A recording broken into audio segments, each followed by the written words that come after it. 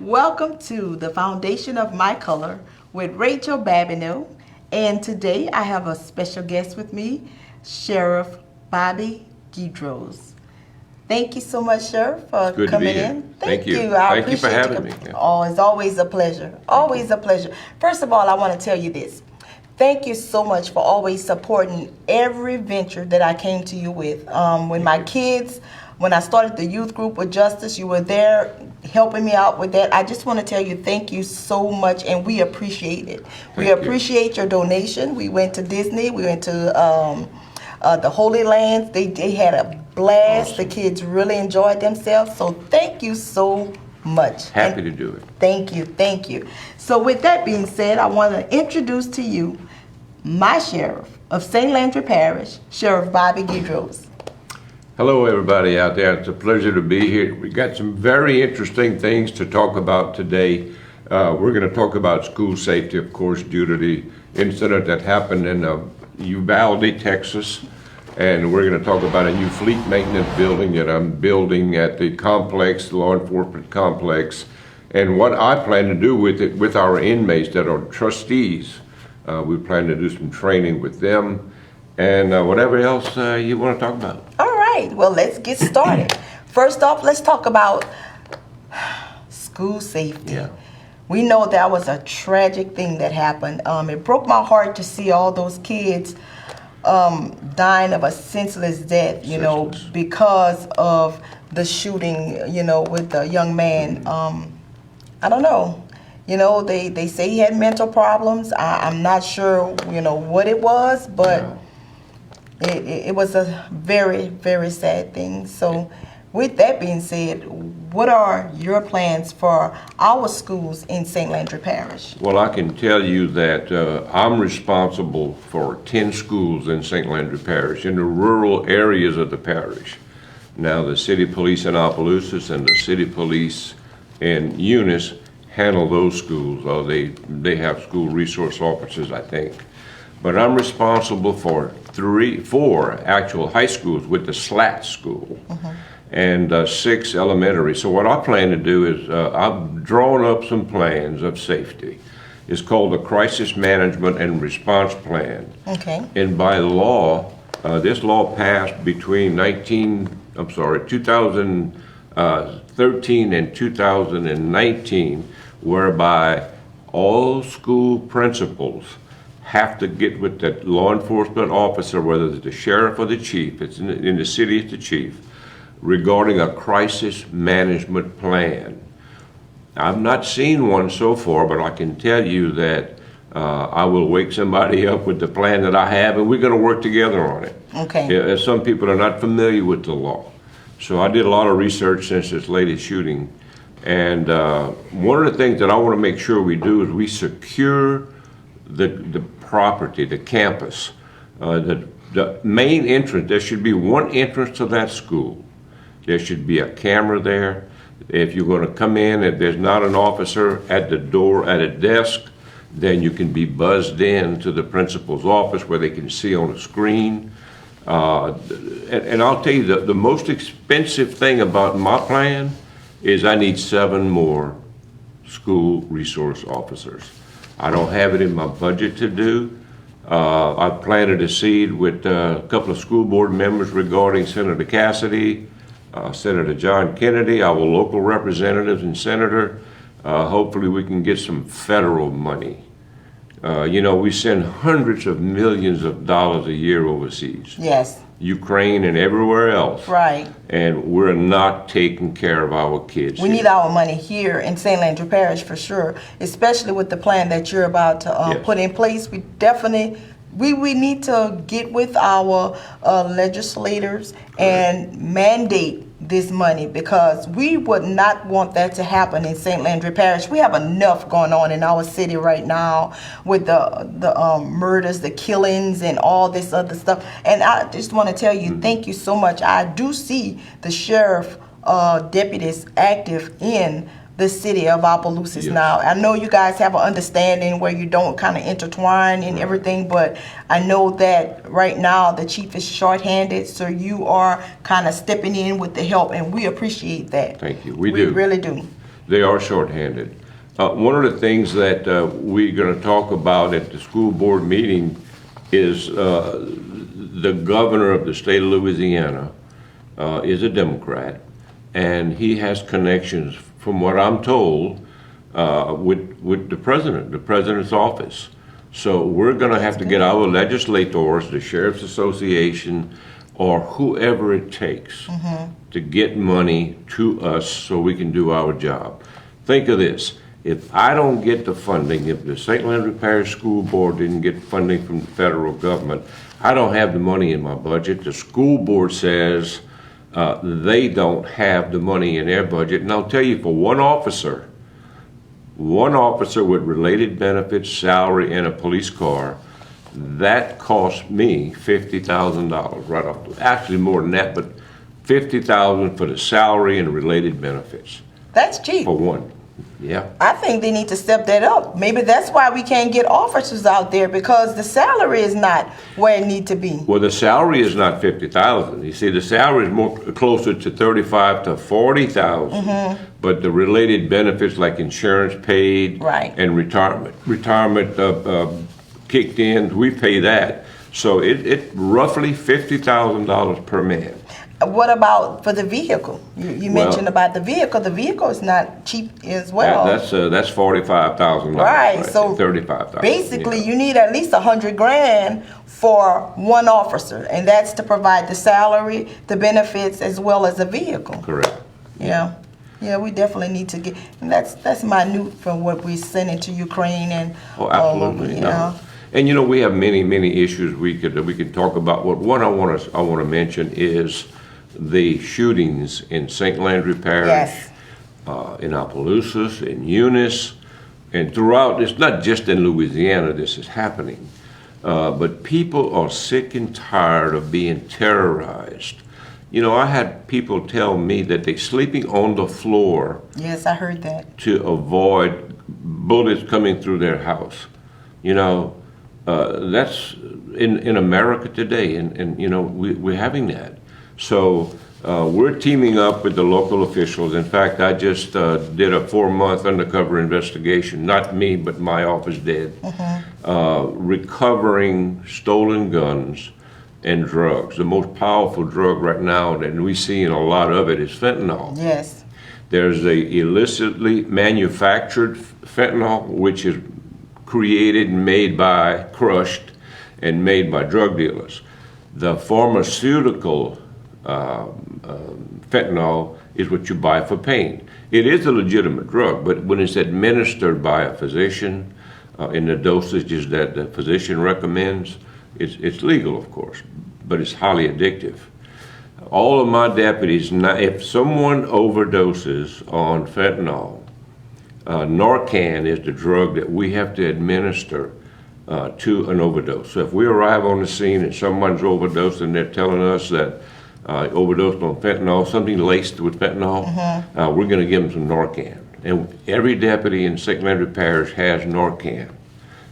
And we've probably saved, less than 10 lives so far with the Narcan. See, that's something we don't know about. You don't. And that's awesome. Just to know that, it's kind of sad that they're getting addicted to the fentanyl and not realizing that, well, I'm pretty sure they do that the drug can kill them. But for you guys to be there to save their life before that even take place, that's an awesome thing.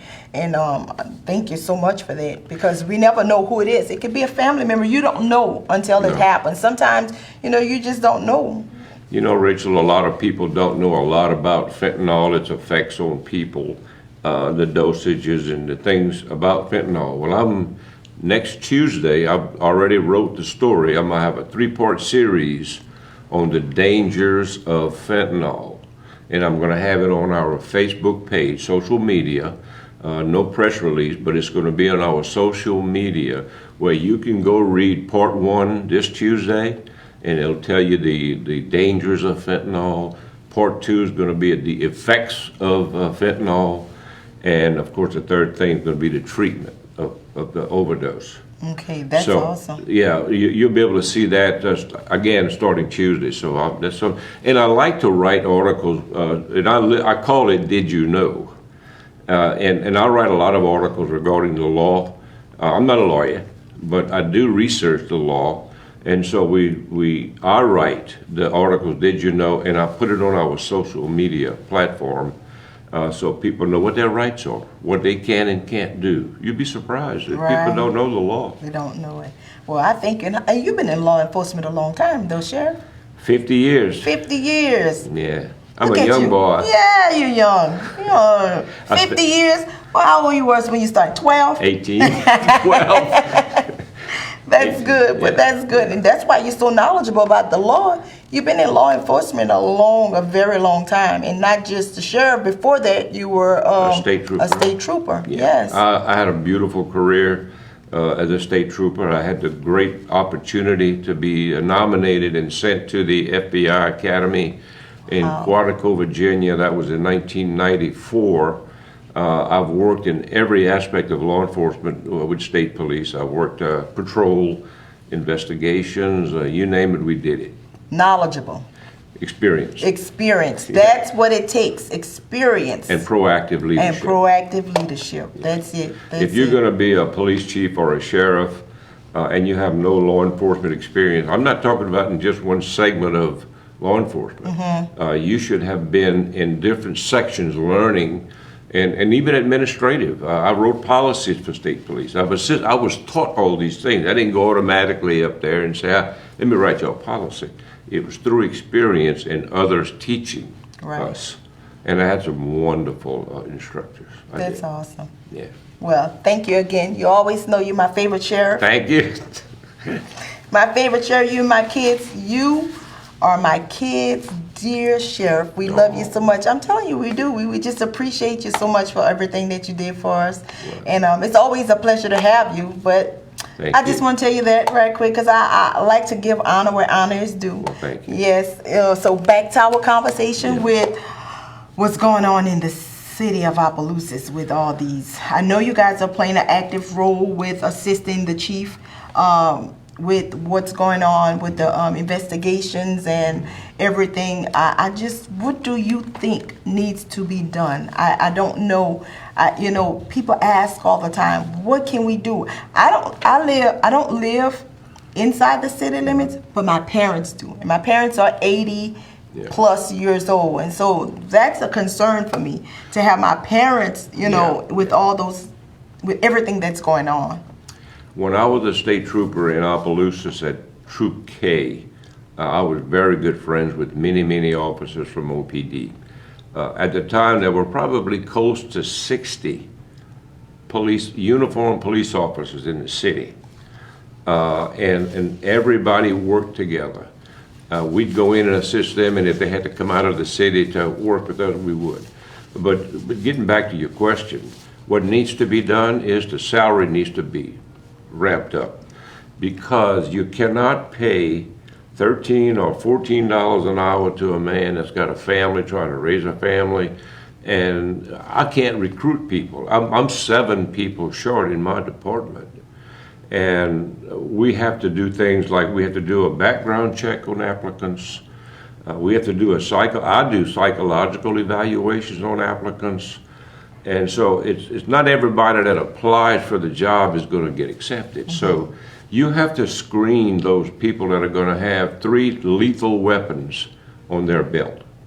You just can't hire some old carpenter or welder or oil-field worker. Right. And we do, and sometimes because there's no work in their field, so we have to train those people to live a different life. And but $13 an hour is not a lot to go risk your life, because you're protecting and serving, and that's putting your life on the front line for people. So I think maybe civil service need to up it up for the city. I know you guys not on civil service, but as for the city, they may want to rethink the pay scale when it comes to the police officers and the fire department as well. Absolutely, no doubt. Yes, so that was a good point. Maybe it's the pay. A lot of people don't want to work for that. And then right now with COVID, they don't want to work at all, some people. So, $13 and $14 an hour to go and risk your life, Maybe that's the problem. In a lot of areas of law enforcement, we really have what I call a duplication of services.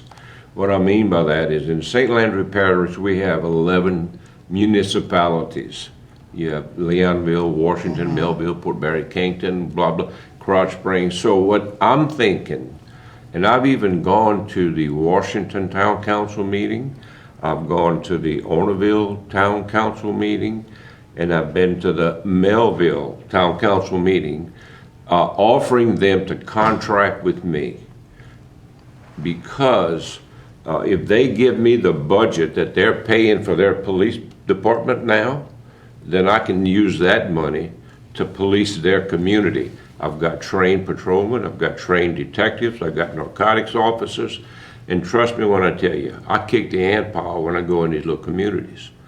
Some of these local, and I'm not saying all, it sounds terrible, but some of the police departments just don't have the manpower and resources to do the things that we can do for them. Right. And it was rejected by all three communities saying, well, no, we're going to keep what we have, but mark my word, within 10 years from now, somebody's going to come up with the bright idea about, hey, let's let the sheriff contract. We have a duplication of services.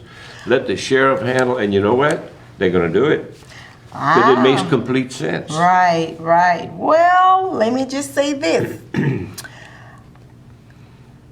I heard that in the community. I did. I truly did. You said it, and you know, God loved the truth, so I must speak the truth. I did hear, you know, they were talking about how things were getting so bad, you know, but I always say this. The chief can't stop anyone from killing anybody. No. You know, the chief can't, nobody can do that. I can't do that. Yeah, you can't do that. No, you can't do that.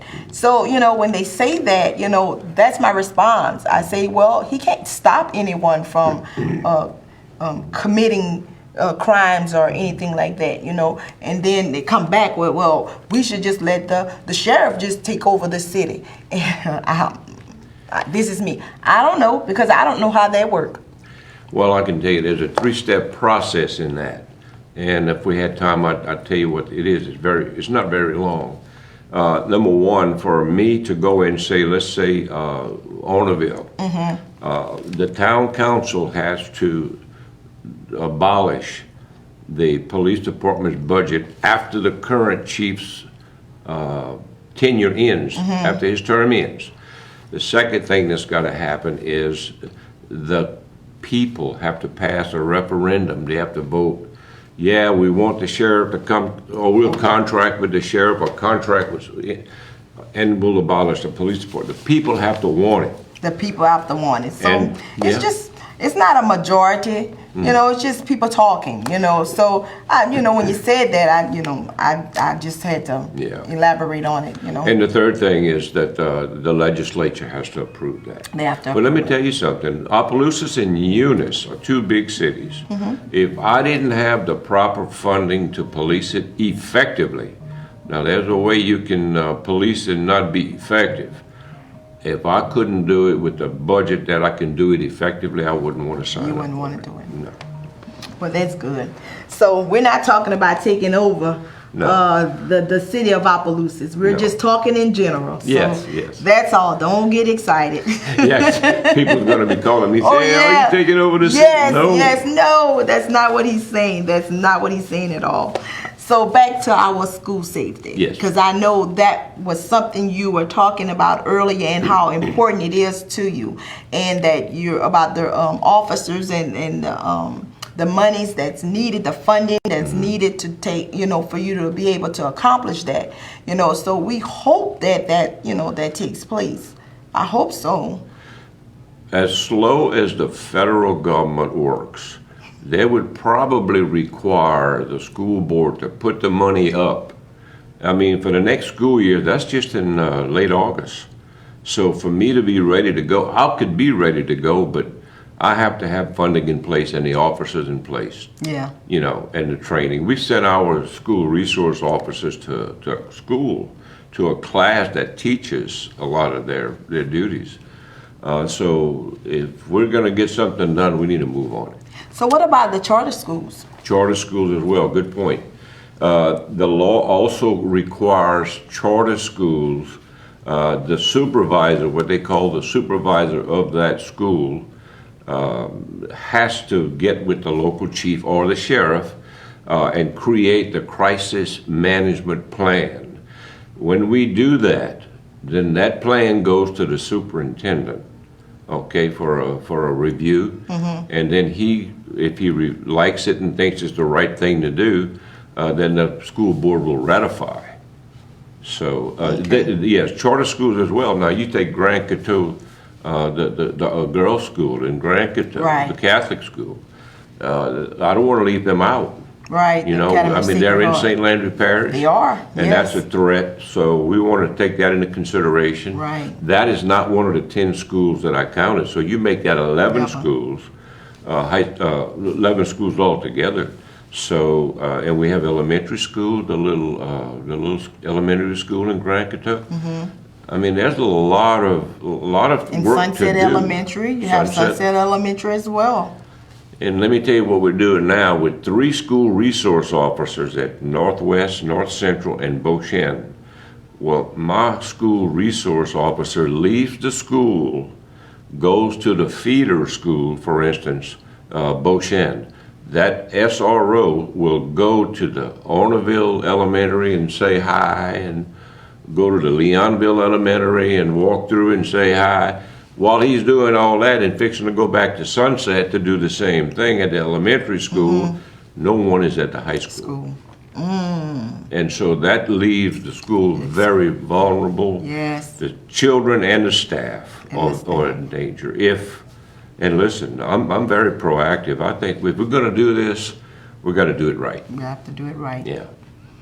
Well, we're going to be right behind you, Well, thank you. fighting, trying to get this done so that we're not in world news about a shooting, Thank God, a yeah. mass shooting. Yes, because we definitely don't want that to happen. We don't want it to happen anywhere. No. But we definitely don't want it to happen in St. Andrew Parish. We have enough going on here, Absolutely. you know. So, and we also have this gun problem, Yes. you know. So, I mean, how are you guys trying to handle that? I mentioned that earlier about this 4-month investigation. I think it was 47 guns we took off the streets. 70, we had enough fentanyl we recovered that would kill 70,000 people. Oh, wow. Now, St. Landry Parish is 93,000 people. That's almost every man, woman, and child in St. Landry Parish. We took off in just 4 months Wow. of fentanyl. And it's being laced now with this illicitly manufactured fentanyl. Marijuana is being laced with it. Heroin is being laced with it. And I didn't know that. I Yes. didn't know we had heroin in St. Landry Oh, Parish. yes. When I heard that, of course, I'm in the courts now, Mm-hmm. and so when I hear them say that, I'm like, wow. yeah, Cause you hear, I mean, I would hear that like upstate, you know. Yeah. Yeah. But now It's right here. right here in our community. you're right. Oh wow. Yeah. So I know that's a lot. You have a lot on your shoulders. And what I want to make sure people understand is a lot of these weapons are being stolen from unlocked vehicles. Listen to me. When I tell you we had 65 auto break-ins in about a year period, there were only like 7 or 8 that were actually locked where the window was broken. People are not securing their personal belongings. We need people to secure, because they're going to take your weapon, and Right. first thing you know, and a lot of people don't record their serial numbers, and that's another reminder. Record the serial numbers of all your weapons and all the personal equipment that you have, computers, so that when if it is stolen and we do recover it, we can look in our computer and say, hey, this is the serial number that goes to that computer. This belongs to Rachel Babineau. Right. So, and if we don't have that information, we will recover, and many times it's happened. We'll recover a stolen lawnmower, stolen four-wheeler. Well, who does it belong to? And a lot of times, the manufacturer of, for instance, a four-wheeler, we'll call the Honda dealership or the Polaris, and give them the serial number, and they can't tell us where it was shipped. That's No. ridiculous. They Not can't- all the time, but many times they Okay. just will not. Because when you purchase something with them, they log your name in, they take your address. That item has a serial number attached to that barcode. Right. So you would think that they would be able to track it to say who purchased it, but I guess not, huh? Well, let me clarify. What happens is the manufacturer knows who they're shipping to, what dealer they're going to ship it to. But okay. when we get to the dealer and say, okay, we understand it, we have a bike here that was shipped to you, and who did you sell it to? Oh, Yeah, I don't know. not always, but there are times we've seen that. Right. Yeah. Okay. All right. Yeah. Okay. Wow. Well, so we discussed the safety for the school. We have another topic you want to I discuss. do. Our new fleet maintenance Yes. building. Yes. I bought this property where we are now in 2011 or 12. We completely gutted the whole. It was a school. It was a Belmont Academy. It was Right. a private school. Acadiana Prep. And Acadiana Prep. It was two different. Yeah. So I bought it, looked at it, bought it, and we used inmate labor and rented the machines to tear down the entire inside of this building. And I sat in my old office at the parish jail when we were there, and I drew the plans how I wanted it to look. And we have a little crime lab inside. We have a west wing where all the investigative personnel are, and locked doors. You can't get in. You can't be buzzed in. You have to have a key fob to get in. So it's well secure. The east side of the building is administration, where Chief Deputy and I are with clerical and others. And we're proud of that building. And I'll tell you what else we did. We built a new office for our civil and tax department right next door. So downtown parking around the courthouse, a lot of people just couldn't make the walk, climb the stairs. And so I saved up money for that building, and now our third phase is the new fleet maintenance building. Nice. Yes. I had pictures. I'm sorry I can't show the pictures, but I did have pictures to show you guys what was taking place. But I'll show them on the next segment. Just at the end, just a sneak peek, just for you guys to see exactly what the sheriff was talking about. For the ones that cannot, if you happen to pass by the sheriff's office, then you'll see it. And what's happening is we should be moving in September into that fleet maintenance building. And my old facility, I'll get back to the new in a minute, but the old facility on West Landry Street, across from Andy's Old Fried Chicken, that belongs to the sheriff department. Well, I'm going to donate that, the building and the property, to the city marshal, Paul Mouton. That's awesome. Paul Mouton needs a fleet maintenance building, and I'm going to assign inmates to work with him and wash cars and change oil. That's awesome. Do the things that, and while we're talking about inmates and labor, my new fleet building, I'm going to have 10 work bays.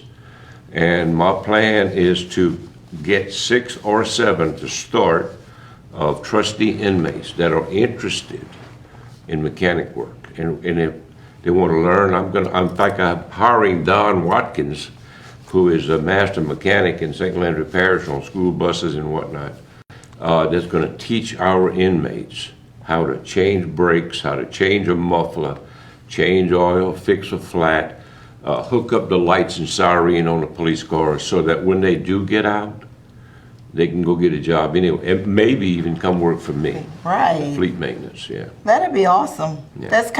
That's a good program. It is. It's Yeah. kind of like a work program where they're incarcerated, but they're getting skill sets to come out to be able to have a skill set to get a job.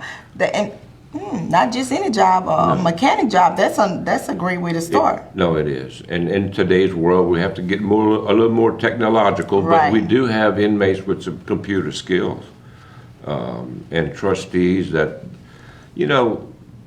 people grow up. Not all.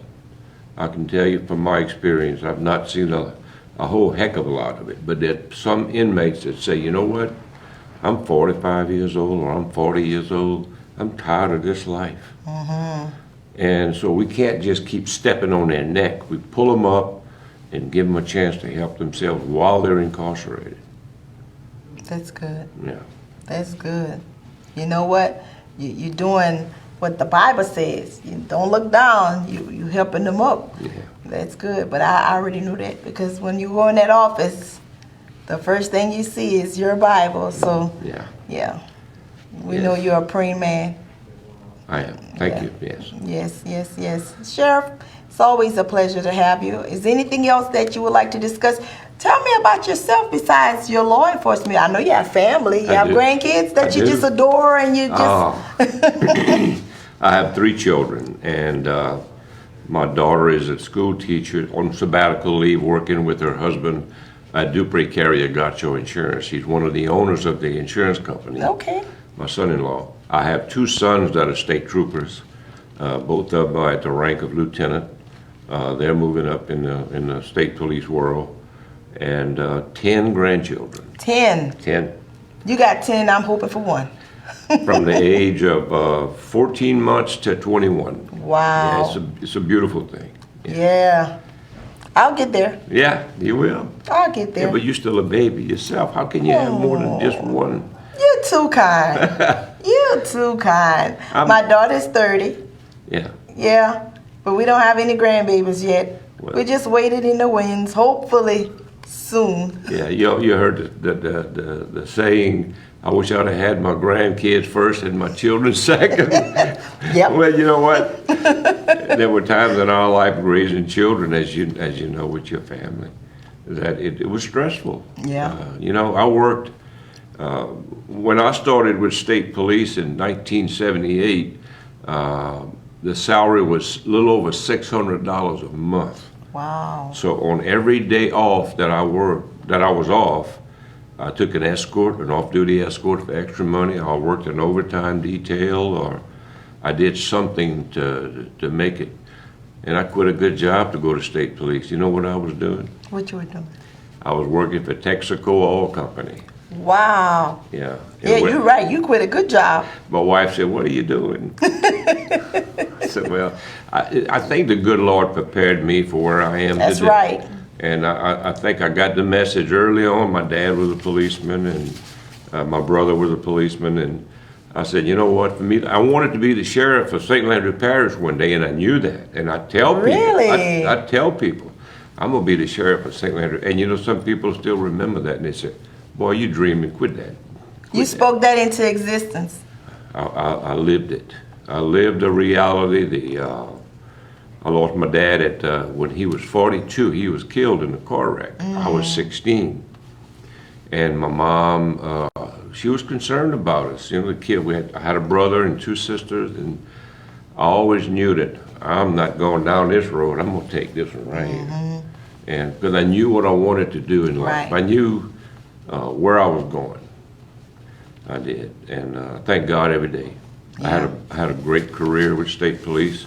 Have a wonderful family. What else can you ask for? What else can you ask for? Nothing else. Great job. Great I love job. my job. Love people. Yeah. You meet all different types of people. Yeah. Oh, yeah. Yeah. Oh, yeah. You know, a sheriff and a chief of police have to be a pastor. They got to be a counselor. You have to be a marriage counselor. You have to be I mean, you name it, I got to do it. Right. And right. you don't learn a that. psychiatrist. Yeah. You don't learn that in the academy, you know. No. No. But look, the experience that you didn't have, Yeah. I think you could. Oh, yeah. As a state trooper, I can tell you that that was an experience, a wonderful, and I have many friends out still living that retired troopers. Just lost a good friend of mine, Brad Bro from Crowley. He was a sergeant with state police. He passed away. But listen, I can't complain. I can just be thankful. Yes, that's all. Yeah. Grateful and thankful. I know it's the election time again coming up. I know you're going to be seeking your seat again. Well, my election is in 2023. If my health is good, the good Lord says the same, and my wife, Karen, If she says do it, Do it. I'm in. You're in. I'm in. Yeah. She's gonna say do it. And as for your health, God got you. Let me tell you. Somebody said, "Well, you're not concerned." No, I don't. I don't worry about that. Let me tell you. This is how I feel about elections. If the people want Bobby Guidrow to be the sheriff, they're going to say so. Right. They're going to go to the ballot and they're going to vote. That's right. If they say, let's send him home, I'm fine.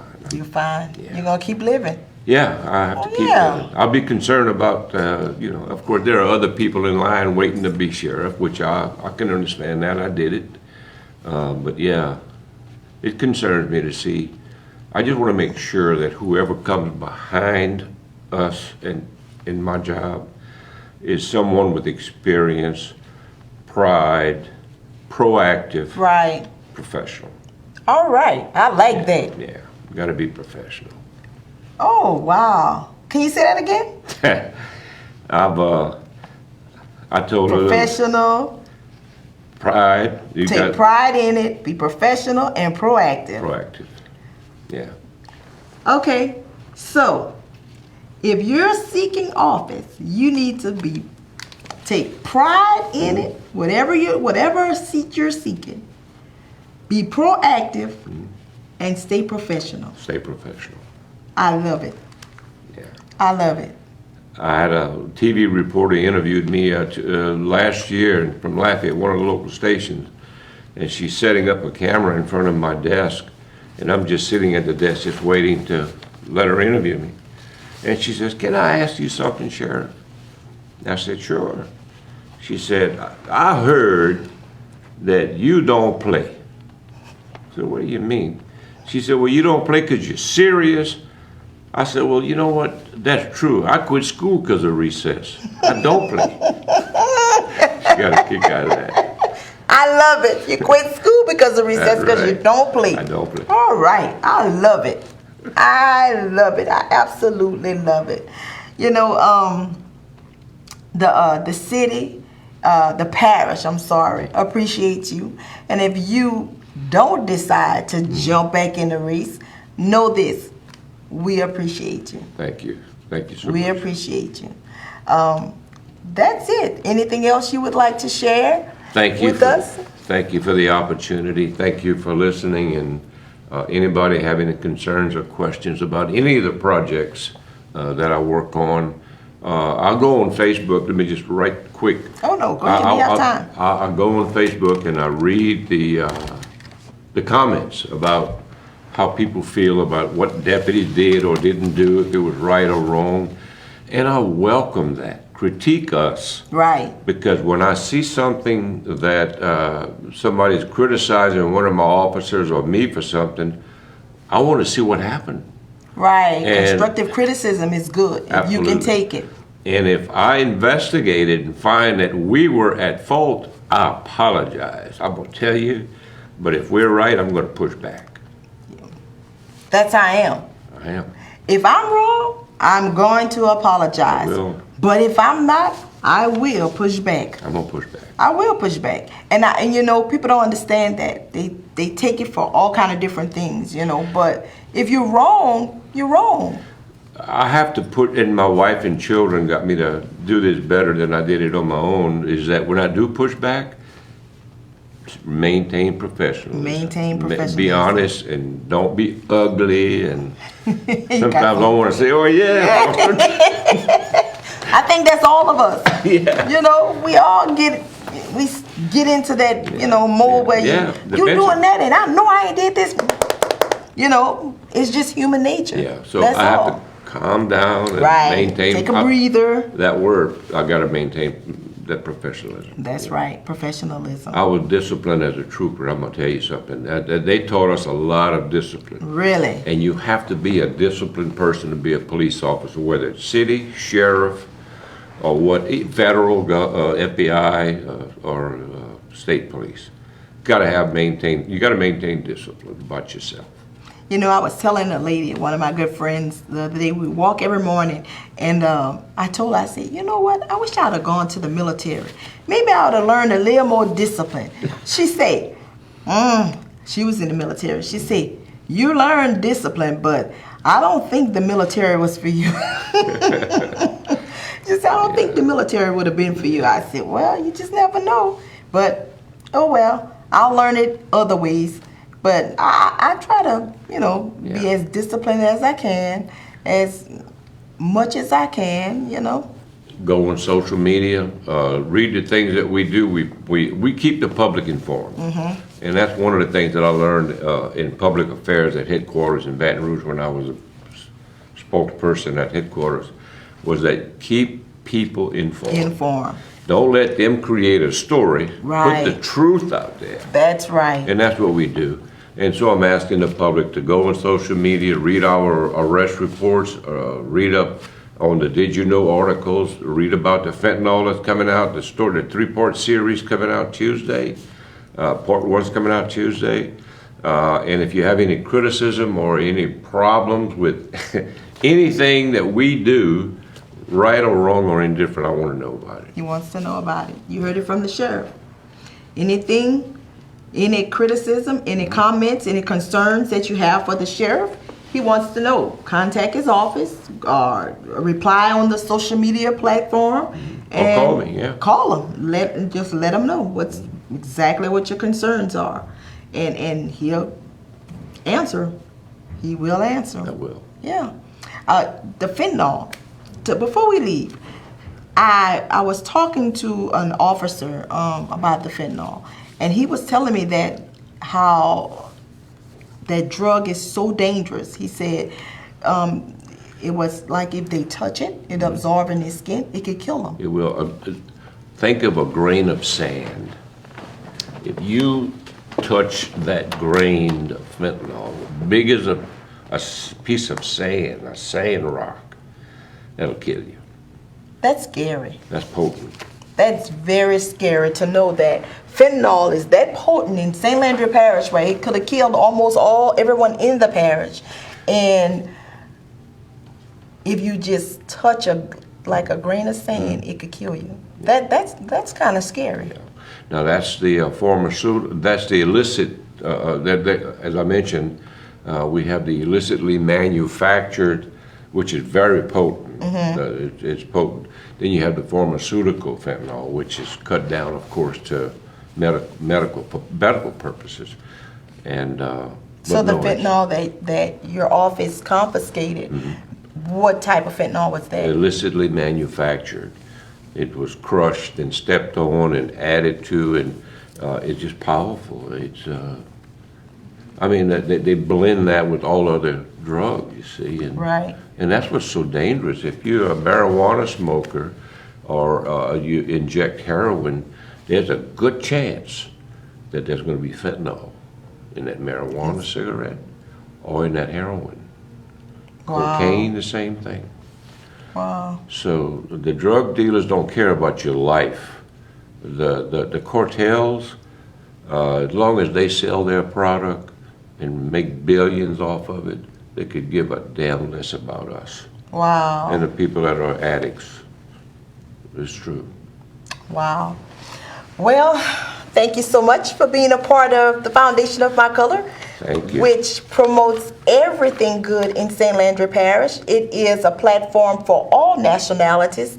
And I appreciate you for stepping in today and coming in and interviewing with me. Thank and you. I hope to see you at least once a month. Sounds good to me. Once a month. We'll have something new to add. That's right. That's right. So right now we're going to go to our PSAs that we have. We have some events taking place here in St. Landry Parish. Southern University Law Center is doing a free expungement on June the 10th at 9 a.m. to 4 p.m. Just pass it along, the info, and that is Southern University Law Center. Can I ask you something about that? Sure. You talking about criminal charges of expungement? Is that what you mean? I guess I'm not too sure. I think that's what it is. I think that's what it is, though. People need to take advantage of that. Yes, right they do. now, it would cost you $500 to maybe That's right. $800 to get a minor criminal charge off your record. Right. You know, and you want to expunge that. You want to get it off your record. Yeah, so that's that the you best can thing. be able to maintain and get you a decent job. Right. You know, it stops a lot of good things in your life, you know, for one little costly mistake that you made. right. And, you know, everybody deserves a second chance. Absolutely. You know, so, yes, take advantage of that Southern University Law Center expungement on June the 10th at 9 a.m. to 4 p.m. Call Southern University and find out. That was just something that was passed on Facebook, and I wanted you guys to get that information. So if you have any kind of criminal background, get in touch with Southern University Law Center to get that expunged off your record. Also, it's going to allow you to be able to vote, because a lot of us that had A felony? a felony, they can't vote right now. So they really need to get that done so that they'll be Sure, able to yeah. vote. Yeah. And for better job opportunities. And for better job opportunities Student as well. loans, those kind of That's things. right. Yeah. That's right. Also, we have Rockin' Rampage. This is a vacation Bible school that Bellevue Baptist Church is going to be having starting June the 13th through the 17th. It's going to be nightly from 5:30 to 8 o'clock. You guys, if you have kids, I would suggest that you go and register them for Vacation Bible School. Next, we have the second annual Father's Day Cookout. It's a walk and a cookout. It's going to be Saturday, June the 11th at Opelousas South City Park. The walk starts at 9 a.m. and the contest starts at 11 a.m. Next, we have that second annual Father's Day Walk. Still, that's the same thing that we have. It's just a different flyer at Opelousas South City Park on Saturday, June the 11th. This is awesome. This right here is my favorite. So we have a Dads Do Hair Too contest. So all you dads out there that know how to do your kids' hair, come out and show your talent on June the 10th. That Saturday, the same day for the Father's Day event. That is too cute. Bring your daughter and show them your talent. Let them see that you know how to rock a hairdo as well as the moms. Do you know how to comb your kids' hair? Did you comb your kids' hair? I did. You did? Yeah. See? I had thick hair at one time. Really? As you know, it turned loose. It didn't turn gray much, but it turned loose. That's did. awesome. Yes. That is awesome. So that's awesome. So those are the PSAs for this month. Also, we have a Juneteenth coming up with Miss Henry, Miss Rebecca Henry. Mm-hmm. She's going to be putting on the Juneteenth celebration as she do every year. And she's going to be on the Foundation of My Calling next week. So tune in to that. And she's going to be bringing more information about the Juneteenth celebration. So today is Thursday, June the 2nd, 2022. In the studio, I have with me Sheriff, my favorite sheriff, Bobby Guidros. And this is your girl, Rachel Babineau, aka Lady Ray, signing off with the Foundation of My Color. Thank you so much for tuning in. We'll see you next week. Awesome job.